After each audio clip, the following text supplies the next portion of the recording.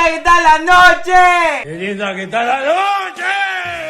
Olimpia acaba de levantar en sus redes oficiales los refuerzos del año 2025. Así como escuchan, en sus redes oficiales el Club Olimpia anunció la incorporación de 7 nuevos jugadores. Entre ellos el que más se destaca, el Pipa Benedetto, que yo creo que va a ser la sorpresa del 2025, y es más que obvio que es pedido de Martín Palermo. Martín y Pipa quieren esta, muchachos. Después tenemos el fichaje de Robert Rojas, defensor y lateral paraguayo, últimamente en River Plate y en Vasco da Gama. Un muy buen fichaje por parte del Club Olimpia, que va a ser la dupla letal de Junior Barreto. Y después tenemos al segundo fichaje que yo más esperé, Javier Domínguez, un pivote y capitán del 2 de mayo, fue anunciado por el Club Olimpia, y esta va a ser la dupla de Richard Ortiz para la temporada 2025. Imagínense un doble pivote entre Richard Ortiz y Javier Domínguez, me vuelvo loco. Y después tenemos el fichaje del Demonio Guerreiro, que personalmente no hago mucho. Lo único que pido es que no sea un Beto Espínola 2.0. Y después tenemos el fichaje de Abel Paredes y del Marino Arzamendia. El Marino, que yo sepa, estaba en préstamo en Chacarita, no sé por qué lo anunciaron como uno. Y Abel Paredes, que vuelve al club después de traspaso en Ameliano hace ya bastantes años. Un lateral izquierdo que nos va a servir como recambio de Zavala. Yo creo que estamos para pelear la Copa Libertadores, en la Apertura, el Clausura, la Copa Paraguay y lo que se venga. Si quieren nos pueden mudar a la Premier League y vamos a competirla.